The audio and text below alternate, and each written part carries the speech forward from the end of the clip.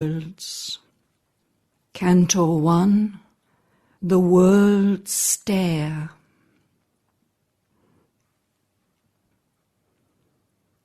Alone he moved, watched by the infinity around him and the unknowable above. All could be seen that shuns the mortal eye. All could be known the mind has never grasped. All could be done no mortal will can dare. A limitless movement filled a limitless peace. In a profound existence beyond earth's, parent or kin to our ideas and dreams, where space is a vast experiment of the soul, in an immaterial substance linked to ours, in a deep oneness of all things that are, the universe of the unknown arose. A self-creation without end or pause revealed the grandeurs of the infinite. It flung into the hazards of its play a million moods, a myriad energies. The world shapes that are fancies of its truth, and the formulas of the freedom of its force.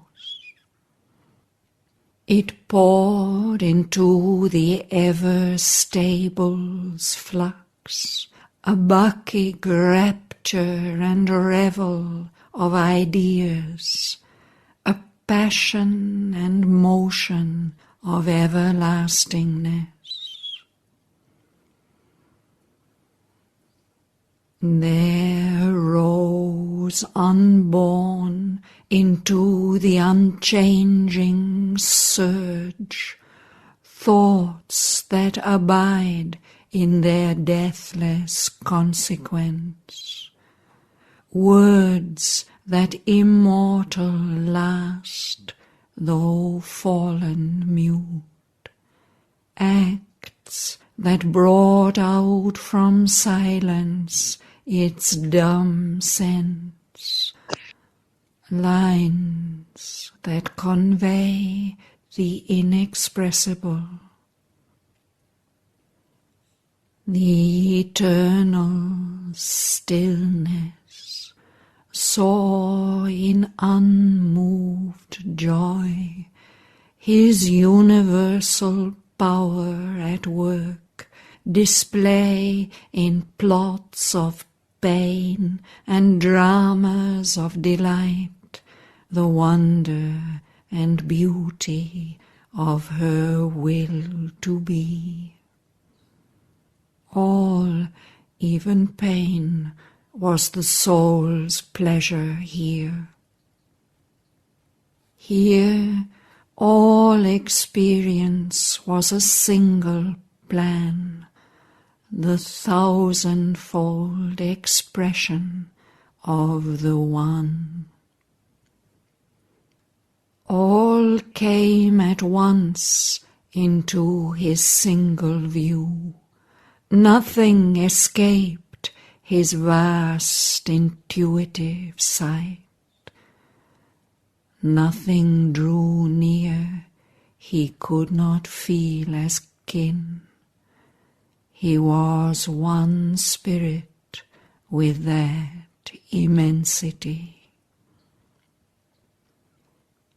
Images in a supernal consciousness, embodying the unborn who never dies, the structured visions of the cosmic self, alive with the touch of being's eternity, looked at him like form-bound spiritual thoughts, figuring the movements of the ineffable. Aspects of being donned world outline, forms that open moving doors on things divine, became familiar to his hourly sight. The symbols of the Spirit's reality, the living bodies of the bodiless, grew near to him, his daily associates.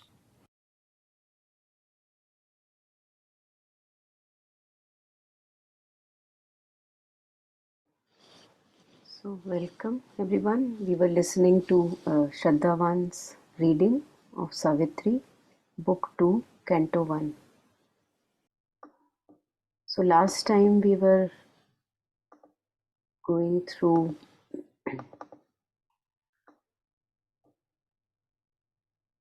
Book 2, Canto 1, this part, page 96. And since I felt that there are associations, and as Mother has said that to read Sri Aurobindo, one must not read like starting from a book and then ending the book. We must read by topics.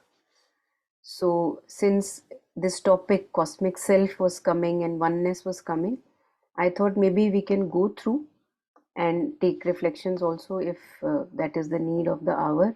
From on synthesis of yoga, there are three chapters which I can see can be very nice to read here.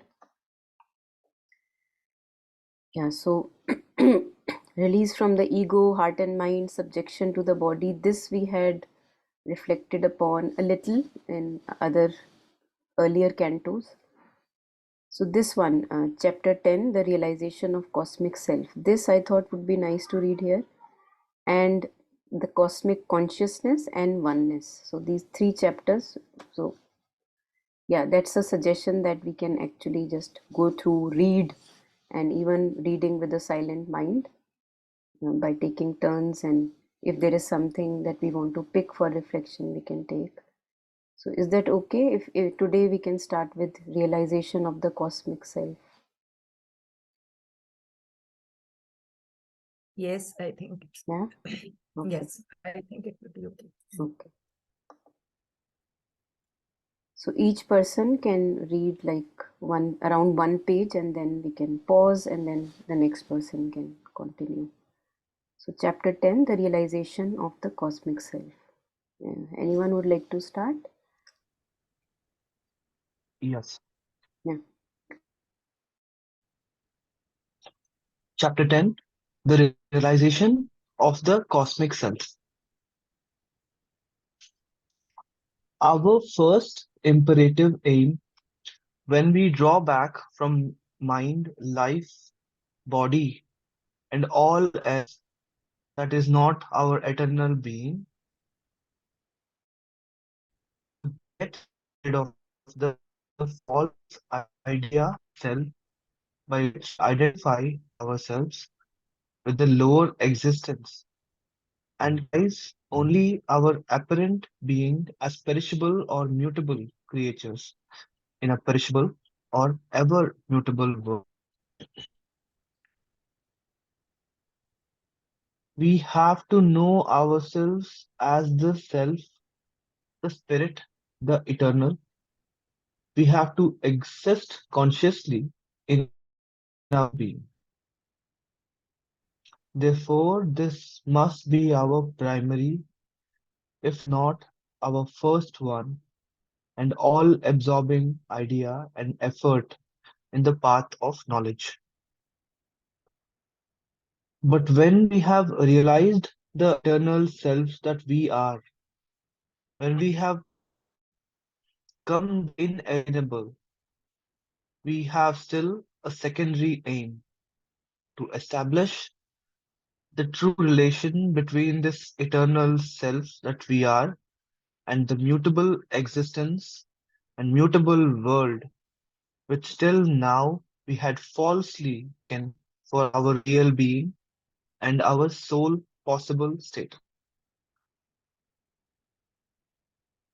In order that in order that there should be any real relation, it must be a relation between two realities. Formerly, we had thought the eternal self to be a remote concept far from our mundane existence, if not an illusion and an unreality, because in the nature of things, we could not conceive of ourselves as anything except this mind, life, body, changing and moving in the succession of time. When we have once got rid of our confinement to this lower status, we are apt to seize on the other side of the same erroneous relation between self and world. We tend to regard this eternity which we increasingly are or in which we live as the sole reality, and to look down it upon the world and man as a remote illusion and unreality, because that is a status quite opposite to our new foundation in which we no longer place our roots of consciousness, from which we have been lifted up and transfigured, and with which we seem to have no longer any binding link.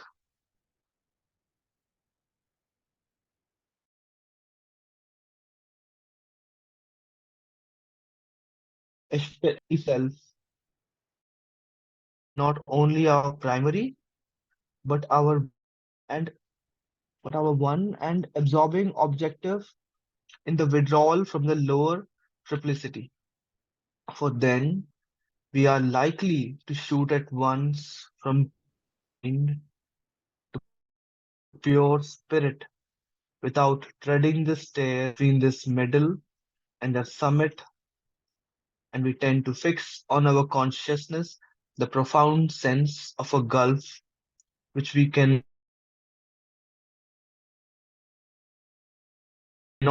accept.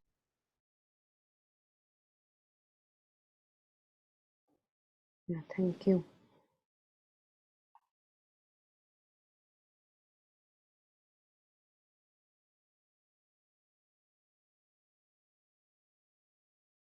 Yeah, so the next person can take around one page again, starting from but the self. I Yes.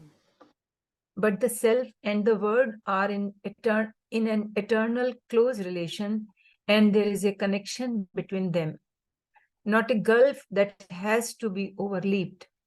Spirit and material existence are highest and lowest rung of an orderly and progressive series. Therefore, between the two, there must be a real relation and principle of connection by which the eternal Brahman is able to be at once pure spirit and self, and yet hold in himself the universe of himself. And it must be possible for the soul that is one with or in union with the eternal to adopt the same poise of divine relation in place of our present ignorant immersion in the world. This principle of connection is the eternal unity between the self and all existences. Of that eternal unity, the liberated soul must be capable, just as the ever free and unbound divine is capable of it, and that we should realize equally with the pure self existence at which we have first to aim. For integral self possession, We must be one not only with the self, with God, but with all existences. We must take back in the right relation and in the poise of an eternal truth the word of our manifested existence, peopled by our fellow beings, from which we had drawn back because we were bound to them in a wrong relation and in the poise of a falsehood created in time by the principle of divided consciousness with all its oppositions, discords, and dualities. We have to take back all things and beings into our new consciousness, but as one with all, not divided from them by an egoistic individuality. In other words, besides the consciousness of the transcendent self pure, self existent, timeless, spaceless, we have to accept and become the cosmic consciousness. We have to identify our being with the infinite who makes himself the base and continent of the worlds and dwells in all existences. This is the realization which the ancient Vedantins spoke of as seeing all existences in the self and the self in all existences. And in addition, they speak of the crowning realization of the man in whom the original miracle of existence has been repeated. Self-being has become all these existences that belong to the words of the becoming. In these three terms is expressed fundamentally the whole of that real relation between the self and the word, which we have to substitute for the false relation created by the limited ego. This is the new vision and sense of infinite being which we have to acquire. This is the foundation of that unity with all which we have to establish. Yeah, thank you. Yes. Yeah, so we can take, if there are any thoughts, any sharing, we can take.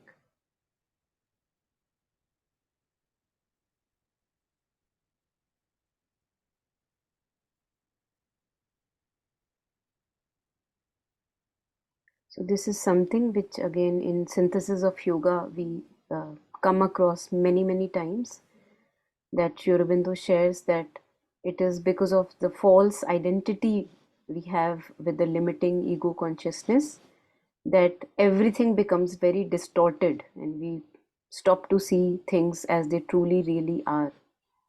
And now he shares about again the same thing, that earlier we have perverted interactions with the world, and now as we realize our infinite being to whatever degree, then we have to as if come back to the world, and then there can be true relations, there can be right way of interacting with those, again the manifested creation.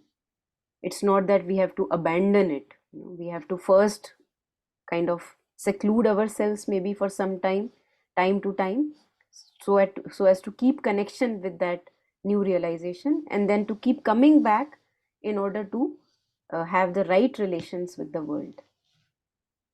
So this Sri Aurobindo shares in Synthesis Yoga many times in different forms.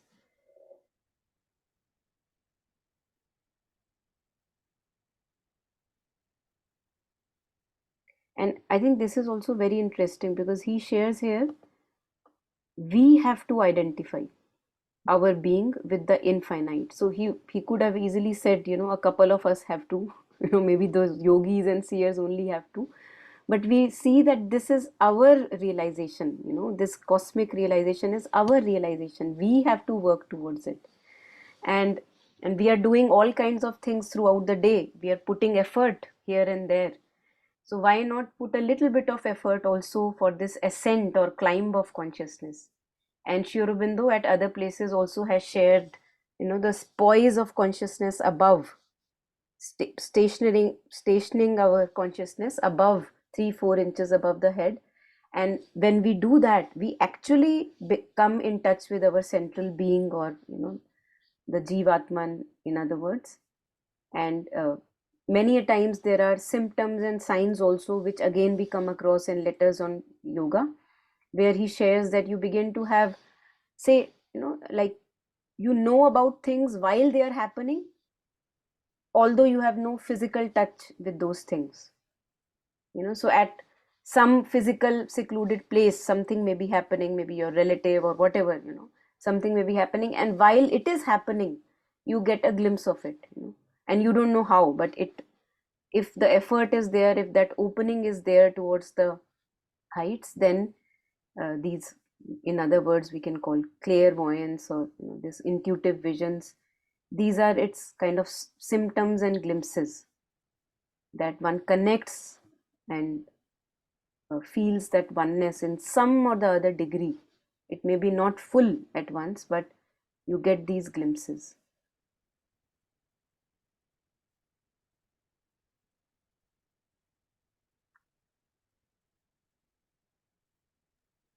Can you scroll up a little bit? There was something very interesting. So just on the other stop there. Let's see. Yeah, I really like that line. For integral self-possession, we must be one not only with the self, with God, but with all existences. Then he says, we must take back in the right relation and in the poise of an eternal truth. Because he actually, like, calls out that thing that, well, you can just go out into the unmanifest. But he said that same principle above, he says that is, the principle of connection is the eternal unity that is there already at the top. But he said we can also adopt that same poise. That was very beautiful, I thought.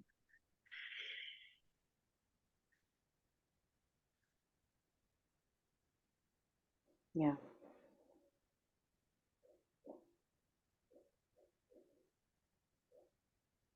Yeah. So we can go forward. Would anyone want to read one more page?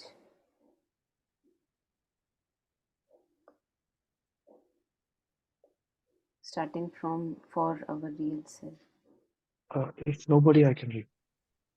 Yeah, I can read if you all want. Okay. Yeah. Go ahead. Yeah, one by one we can all read. For our real self is not the individual mental being. That is only a figure, an appearance. Our real self is cosmic, infinite. It is one with all existence and the inhabitant of all existences. The self behind our mind, life, and body is the same as the self behind the mind, life, and body of all our fellow beings. And if we come to possess it, we shall naturally, when we turn to look out again upon them, tend to become one with them in the common basis of our consciousness. Yeah, that is beautiful. It is true that the mind opposes any such identification, and if we allow it to persist in its old habits and activities, it will rather strive to bring again its veil of dissonances over our new realization and possession of self than to shape and subject itself to this true and eternal vision of things. But in the first place, if we have proceeded rightly on the path of our yoga, we shall have attained to self through a purified mind and heart. A purified mind is one that is necessarily passive and open to the knowledge. Secondly, even the mind, in spite of its tendency to limit and divide, can be taught to think in the rhythm of the unifying truth instead of the broken terms of the limiting appearance. We must therefore accustom it by meditation and concentration to cease to think of things as and beings as separately existent in themselves, and rather to think always of the one everywhere and of all things as the one. Although we have spoken hitherto of the withdrawing motion of the jiva as the first necessity of knowledge, and is as if it were to be pursued alone and by itself, yet in fact it is better for the sadhak of the integral yoga to unite the two movements. By one, he will find the self within. By the other, he will find that self in all that seems to us at present to be outside us. It is possible indeed to begin with the latter movement, to realize all things in this visible and sensible existence as God or Brahman or Virat Purush, and then go beyond to all that is behind the Virat.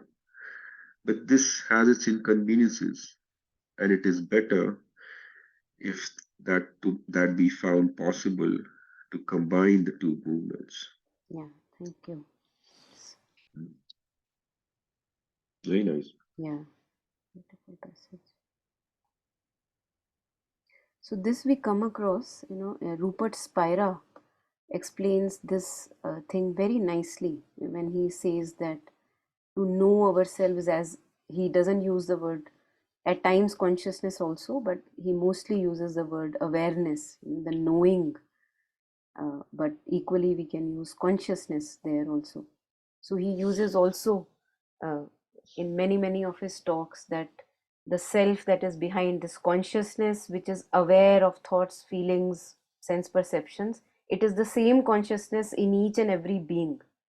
And usually masters have also likened this consciousness, presence of consciousness, to space.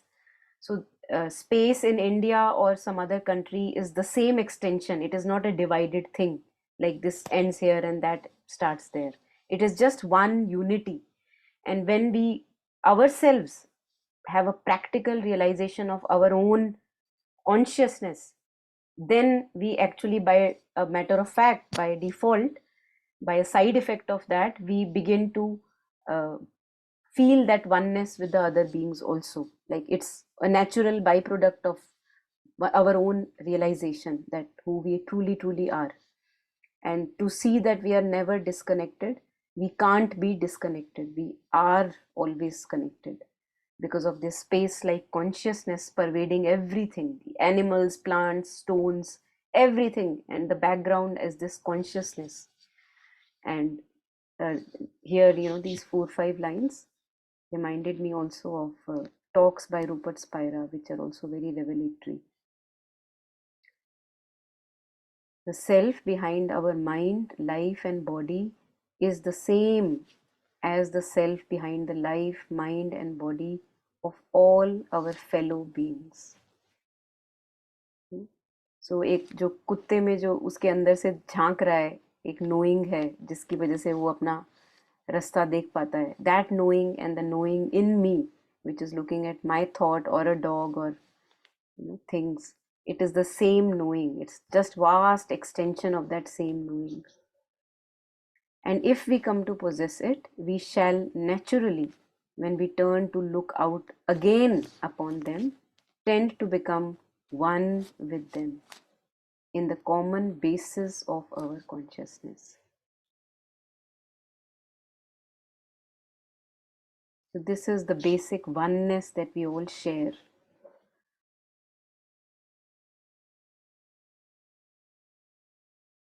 And again, he shares that if old habits die hard, so the natural habits of the mind are to divide. Its habit is to divide. So it is true that the mind opposes any such identification. If we allow it to persist in its old habits and activities, it will rather strive to bring again its veil of dissonances over our new realization and subject itself to this true and eternal. Yeah. So again, mind divides, but he later on gives us a resolution also, that he shares that with a purified mind and heart, when we approach it, then it is possible to cultivate in this purified mind a sense of this oneness and interconnectedness.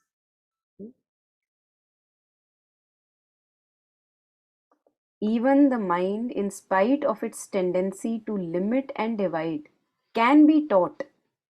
It's like a training that has to be given to think in the rhythm of the unifying truth instead of the broken terms of the limiting appearance.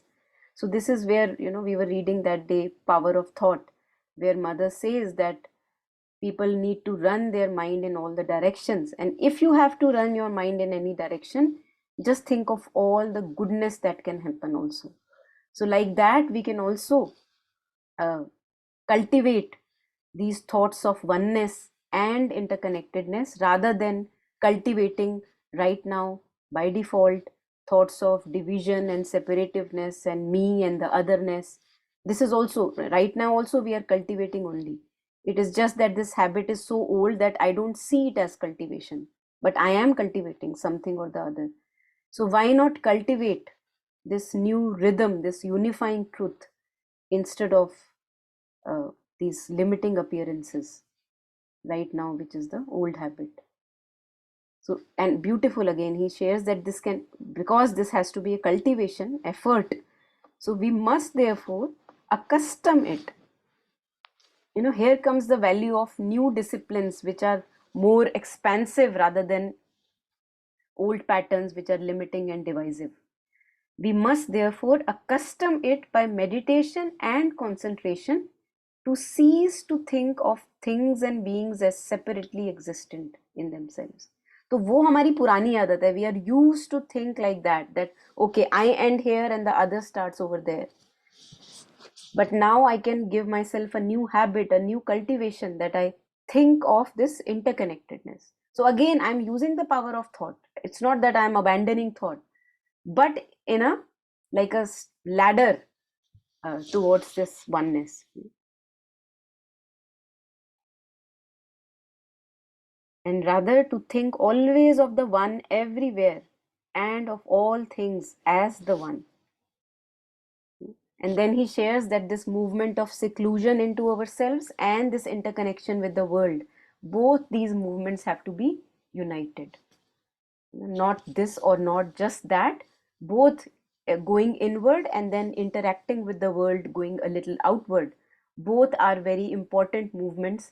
And in prayers and meditations, if some of us who were there when we used to have those sessions, if you remember, there was one prayer by the mother where she shares that the daily activity of every day is like an anvil on which you can test yourself how much I have grown or spiritually grown within. The daily activities of each and every moment will be the anvil on which this will be tested. My spiritual progress will be tested. So both the movements have to be simultaneous.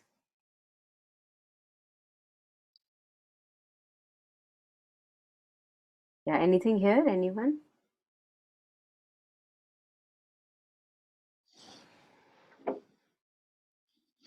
I had a couple of thoughts. One, Mm-hmm. that thing about the mind dividing, and some thought just came. Mother has spoken a lot about this, I think, on education, where she says, to make the mind supple.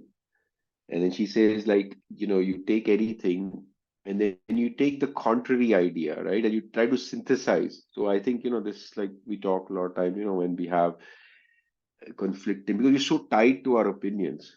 So, and that is one thought that just came, that is a good exercise, because the mind by default will divide. So it just always wants to see, this and that, right? So that I thought, so your supple, when it becomes supple, it's like a little bit capable of seeing, okay, that is possible, right? Something is also, so right now we just dismiss the other and this, this is my opinion or my belief or whatever. And then the other day I was listening to a talk by MP Pandit, and he said something very interesting on these two movements that Shobhandu talks about. I think where he says, you just said, like, to unite these two movements. So what he said was that, if in the, you go by the first one here, which he's talked about as just like out of the, above the head, as we say, right? Like, essentially. So he said, so why it is important to combine? Because through the heart we feel connected with other people. So that he says, and it was very interesting because I was listening to the lecture also, which I did, the integral healing. There was a beautiful question from one, very pertinent, I thought, about, how, like, sometimes we just have to give up our own things and how to love, and, so I think there is a little bit of what MP Pandit said, is this kind of feeling of indifference that can come, right? And, sometimes we are too much in that side, but in the heart we feel the connectedness, knowing that you're also the same as, God is in you also, Krishna is in you also. So then I think that's why this, I feel this tradition of bhakti in India is so beautiful, because it comes to us very spontaneously. Here in the West, it is not. Every practice has its benefits, but we opened the heart very easily. I think this concept of like surrender and Sharanagati is very easy for Indians. I find a lot of Westerners, they don't necessarily gravitate very easily to those thoughts. So just why I think that combining those two movements is very uh, good.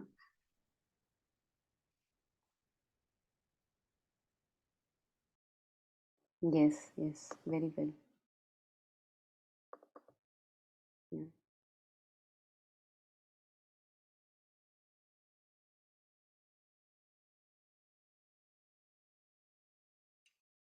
So we can take further.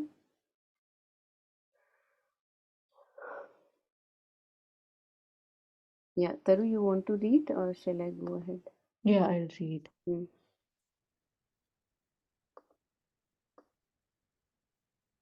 So I start from this realization, right? Hmm. This realization of all things as God or Brahman has, I'll restart, I'm sorry. This realization of all things as God or Brahman has, as we have seen, three aspects of which we can conveniently make three successive stages of experience. First, there is the self in whom all beings exist. The spirit, the divine, has manifested itself as infinite self-extended being, self-existent, pure, not subject to time and space, but supporting time and space as figures of its consciousness. It is more than all things and contains them all within that self-extended being and consciousness, not bound by anything that it creates, holds, or becomes, but free and infinite and all blissful. It holds them in the old image, as the infinite ether contains in itself all objects. This image of the ethereal Akasha Brahman may indeed be of great practical help to the sadhak who finds a difficulty in meditating on what seems to him at first an abstract and unseizable idea, unseizable idea.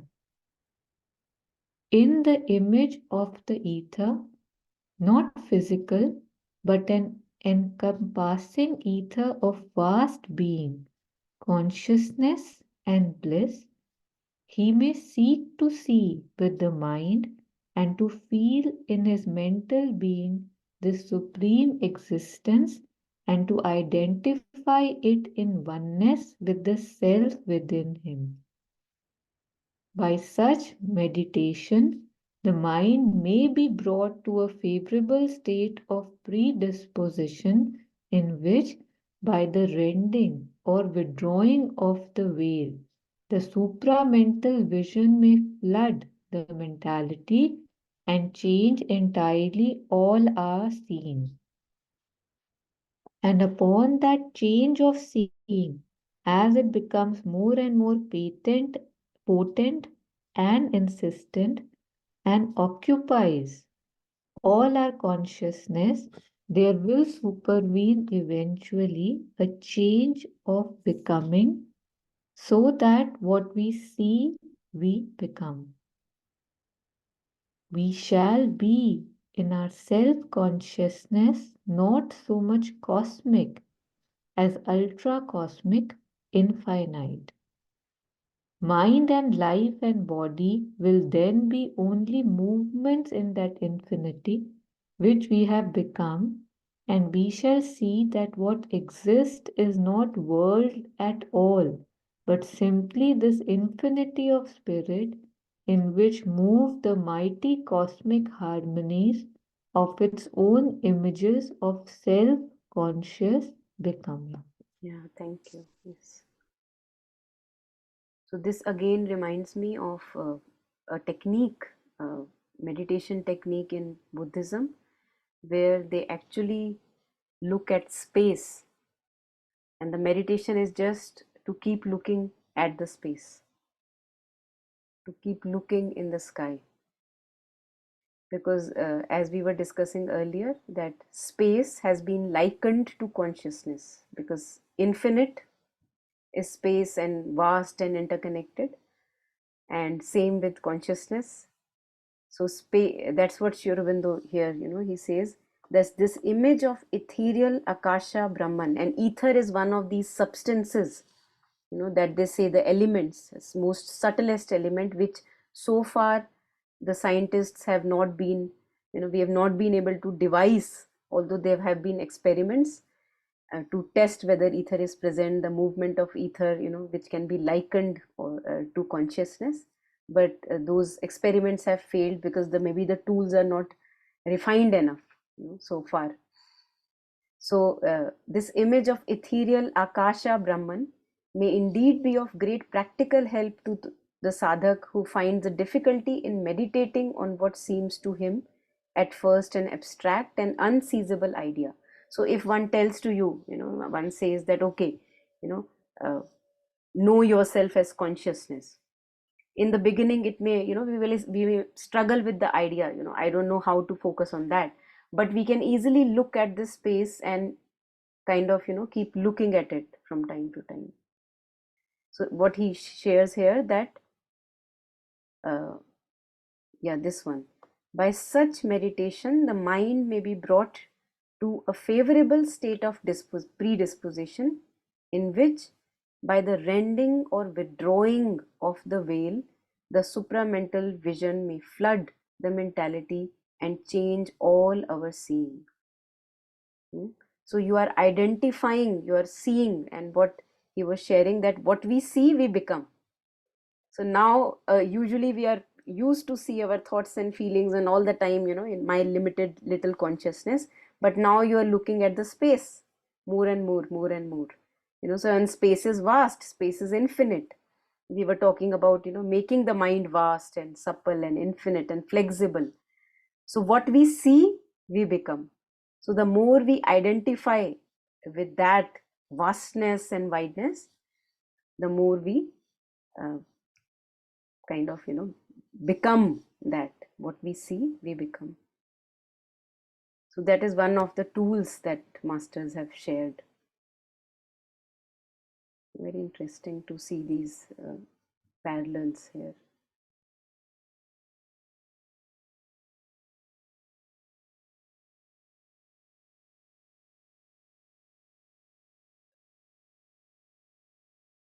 And they say that slowly, I think Sri Aurobindo somewhere also, at many places he mentions that we think that scientists, for example, they were trying to find, God's particle, and they thought that they are still, maybe thinking that we can find a particle which is generating consciousness. But so far all the attempts and millions of rupees and money has gone into that. When I was in Switzerland, at the border of Geneva, they were doing this huge experiment, underground tunnel and everything, to find this the smallest particle, the God particle, which is believed to generate consciousness. But we will have to actually fail at this attempt and finally to realize that actually consciousness is concentrating and making particles and not particle making consciousness. So ether is that subtle substance which is concentrating, like we have agarbatti ka dhua, and if that concentrate, dhua is subtle, but then when it gets concentrated, then we have maybe something like ash or some other substance which we can see, touch and feel. But dhua is like more subtle, you can't really grasp it. So consciousness is like that subtleness which, if no matter how hard the mind tries, it can't grasp it. And that's why from time to time we have glimpses, but we can't really hold that state. If we want to grasp at it, it immediately kind of goes away. We can't have it. And for that one has to be, again, many techniques. And in Buddhism they say you have to be very relaxed, because the more you make yourself tighter, the more it like comes and slips out from us.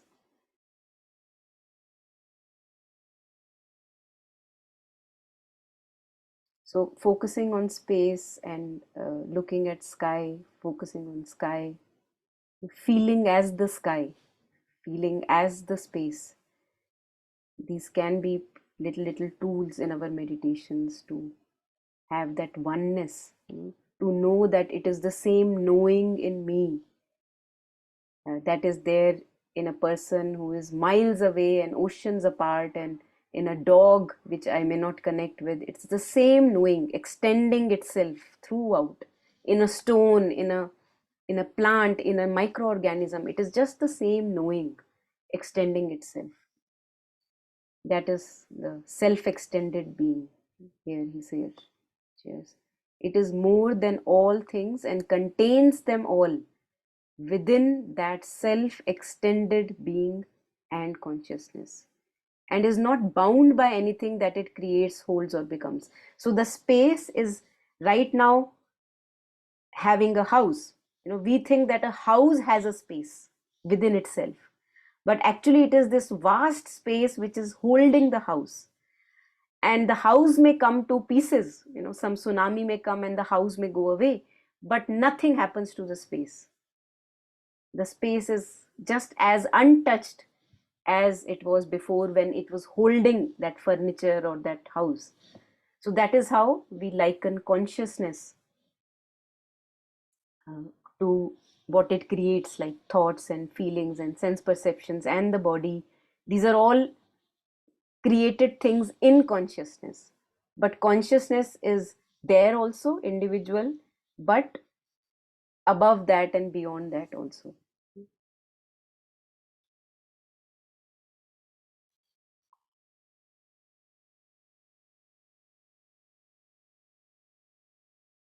So this is a very good exercise whenever in our day-to-day life, at times things become overwhelming, and since we have this outer vision, किसी ने कुछ कह दिया, किसी ने कुछ सुन लिया, the moment we see and become conscious of this constriction in us, and immediately if we can notice it and kind of change our identification, become identified with the consciousness that is looking at things, then immediately we can have a shift if we are at it. And rather than taking that slippery slope, we can actually step back and regain our true consciousness. So in daily life, it is of practical help if we utilize what we are reading today, for example. Anything more here, anyone?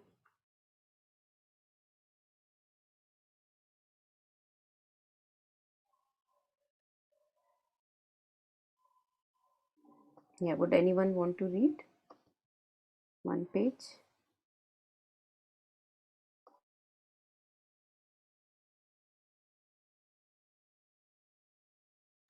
Yes.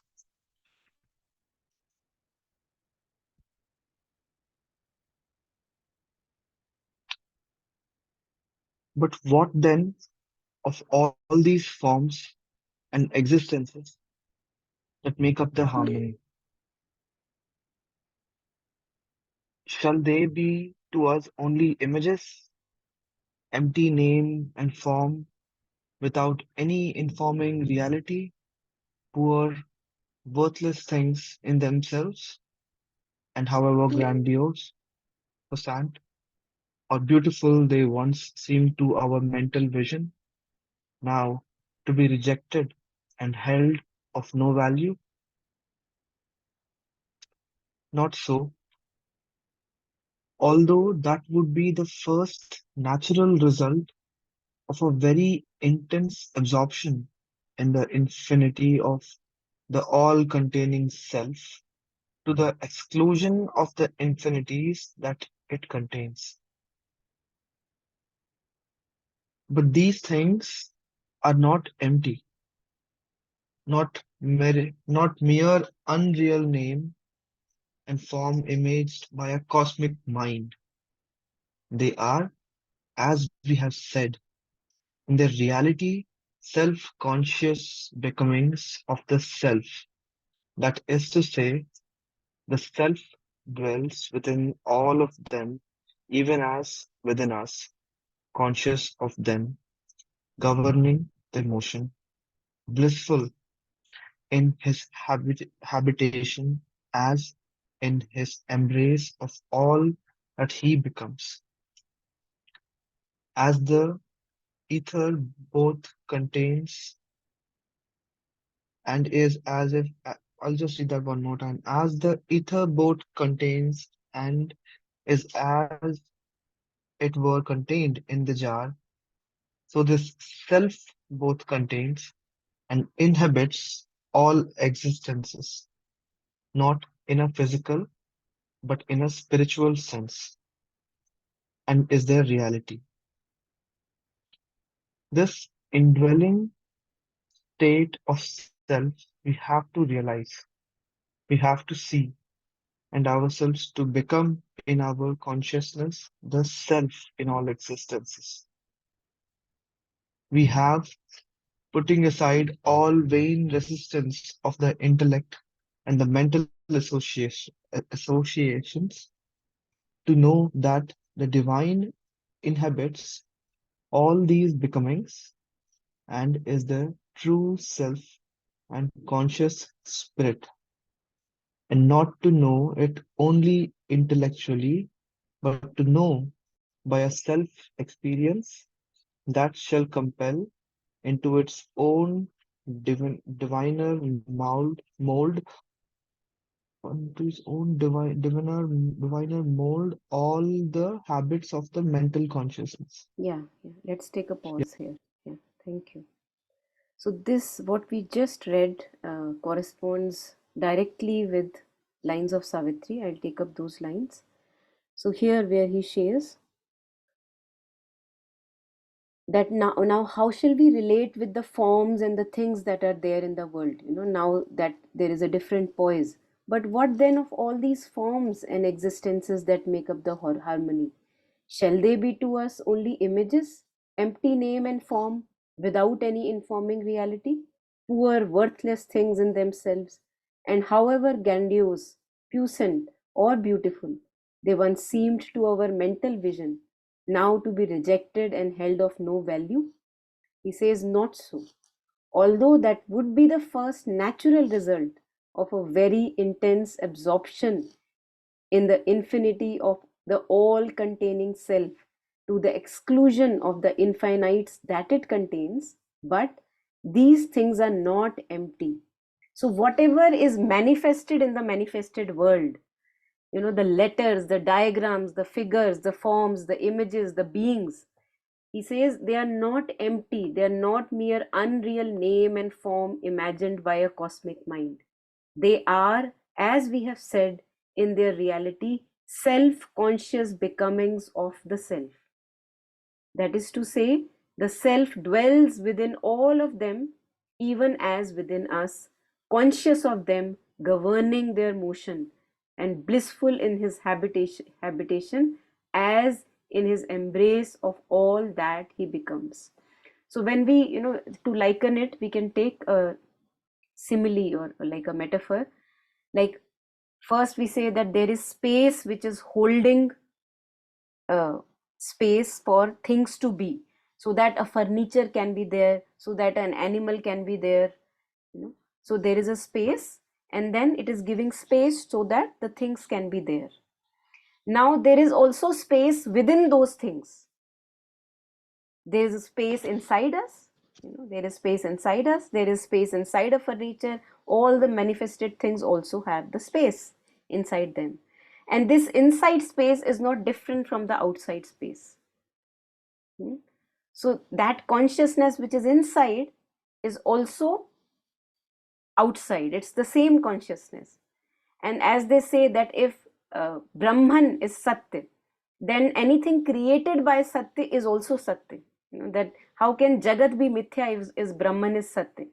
So he shares here in Savitri also we come across similar lines. I'll just bring in to our notice. Now he's looking at all these things, you know, and he's looking at them with a different vision now. He says, all came at once into his single view. Nothing escaped his vast intuitive sight. So all the figures that he sees is the same divine expressing itself in different forms. Nothing drew near he could not feel as kin, because everything is manifestation of the same consciousness. He was one spirit with that immensity. And then he talks about these forms which are there here. Aspects of being dawned world outline, forms that open moving doors on things divine, became familiar to his hourly sight. The symbols of the spirit's reality. So these are the forms. He is referring to forms as symbols of spirit's reality, because each form is kind of, you know, it's given life by that truth which is making it appear.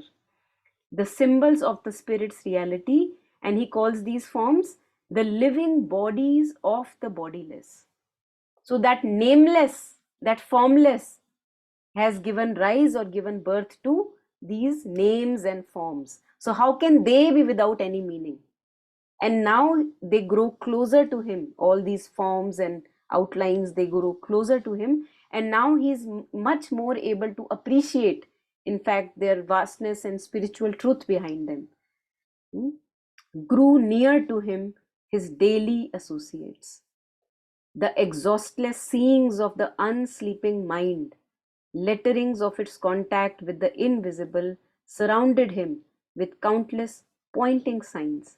So each manifested appearance, each definite little thing that we have in creation, it can be a letter, it can be a design, it can be a form, it can be beings, all of them have a truth behind them.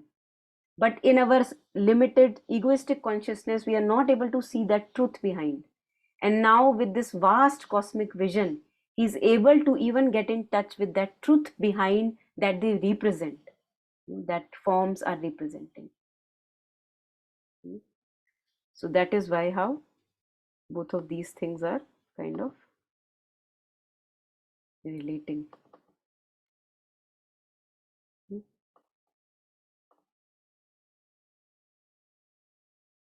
Yeah. And then he shares, as the ether both contains, like space is containing a jar and is also contained in the jar. So just like that, we are all contained in the divine, in the lap of divine, and there is divine also within us. And he says that first we have to realize that divine within us, because that's the most closest.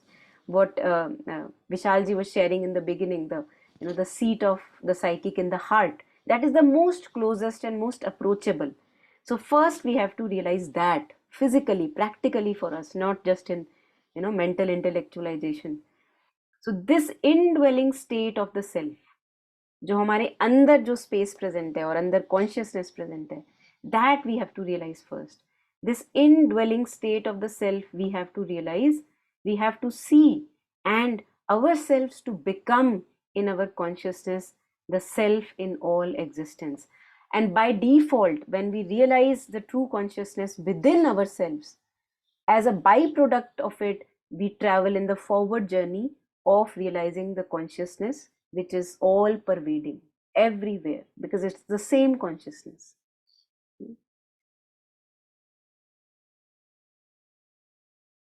Yeah, and then he shares towards the end that it has to be a bodily, it has to be a practical realization, not just knowing it intellectually. Not to know it only intellectually, but to know by a self experience that shall compel into its own diviner mold all the habits of the mental consciousness. So how we claim, we often complain that our mental is so dividing and limiting and all of that. And he shares that the more we realize our true self, the mental and the life and the body will be now informed and guided by that realization.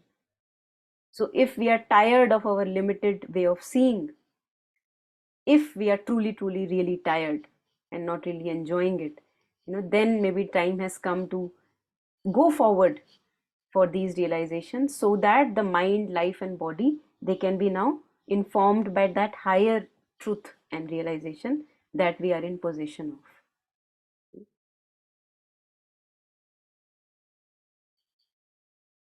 Yeah, so we can also take a pause here if it is too much, or we can end actually, because this is just last page that we are left with. So if we are okay with it, we can read that last page, and after that we can end. One thought that came, I think, on the last passage that was just read. I feel also this, I think what Shribandhu says, that, like, are they empty? But then you have to see the indwelling self and all. Uh, I think it's actually so wonderful because, in a way, it also helps, thin our ego and this kind of binding that we have with the ego. At least that's intuitively what I feel. Because you see then it's very difficult to hate.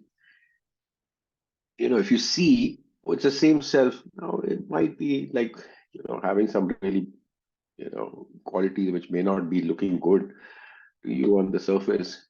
But then you see, okay, that is at that stage of the development. We see a plant. Sometimes it is in seed form, sometimes grown up. Then it becomes a full tree. It's got fruits. So it's not from, and then we see, like, we take so much pride in everything that we become or we have, or, I mean, at least to me, it happens all the time. Like, I did this, I did. And I'm like, what? This is a thing that's been given, that same thing is manifesting it through you in whatever shape or form. It could be music, it could be, knowledge, it could be whatever. So that I feel is so beautiful, because then you feel like, what is, what are we finally saying? Okay, it's same here, all of us, right? It is manifesting as that, and in each one, it is trying to bring up something beautiful. And that is why we are all so unique. So Yes, very true. Yes. And I think Alokda in one of his talks, if I'm not wrong, or maybe I don't know where, but he shared something like, whenever, for example, the aspect of Mahasaraswati is detailed perfection in work, beautiful work and detailed perfection in work. And wherever we see this perfection in work, in whoever, whichever person, or in our own self, we know it as that aspect of Mahasaraswati working through each and every being and instrument. So what you were sharing, that to take it impersonally, rather than how we usually take it, very personally, maine kiya, usne kiya. And it is all these cosmic aspects which are working through each instrument, each being, each form, each manifestation. So yes, I think that's beautiful. Yes. yeah, and then you can also truly be happy in other people's Yeah. happiness. Yes. यहाँ तो लोग बोलते हैं happy, they are all, inside, who knows what they are. But I think that is so beautiful, because see, yeah, somebody, this is so beautiful what there's there, but we compare, and I think it happens. Yeah. Yeah. बिल्कुल. I think the default is that we compare, but if we want to now cultivate what we were reading earlier, that we have to, with meditation and concentration, we have to cultivate this new sense of relating with the world, and it can be cultivated. So if we are at it, then we can be at it. And in other, in Isha Upanishad, Sri Aurobindo gives us this example of uh, this Hari Mohan's dream, if I am not wrong. No, that is different. But there was this another thing where there are two people, and he names those people, Devdatta and Harishchandra, I think. And he says that Harishchandra has lots of money and lots of success, and Harishchandra has nothing. And if Harishchandra lives from that egoistic state, he's always, like, why he has more and I have less. But then he says that as Harishchandra, as Devdutt, I have to step back and to see that it is the same consciousness in Harishchandra as in me. So if he is successful, then who is rejoicing in the success? Who is enjoying that success? It is the same consciousness that is present in him as in me. So it's the same consciousness in me as in him. So through him, I am actually taking enjoyment. So what you were sharing, that it can be actually so expanding for each one of us who are so, it's so narrowing the view of the ego. And if we can, whenever we have that jealousy or this feeling of otherness, we notice it. By default it is there mostly, and the moment we notice it, we step back from it, and we step back into that vastness of being one consciousness. And who is enjoying through that other person? It's me, of course. So that's where Sri Aurobindo shares that it's not that I do like a ehsan or somebody, but if I unite with my true consciousness, I actually can rejoice and enjoy others' happiness also, and be happy for it, like you were sharing. Yeah.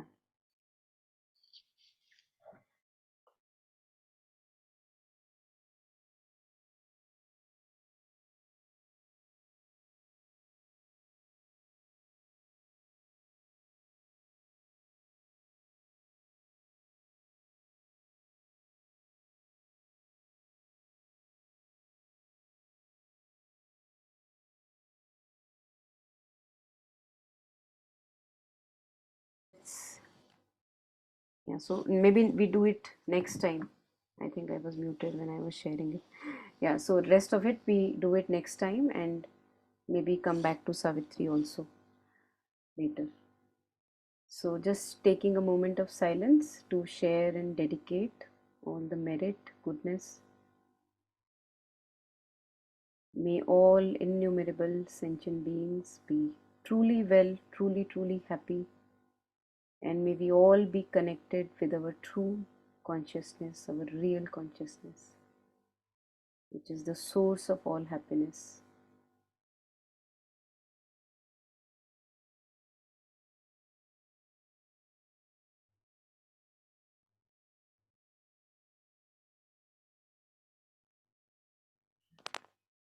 Thank you. Thank you, everyone.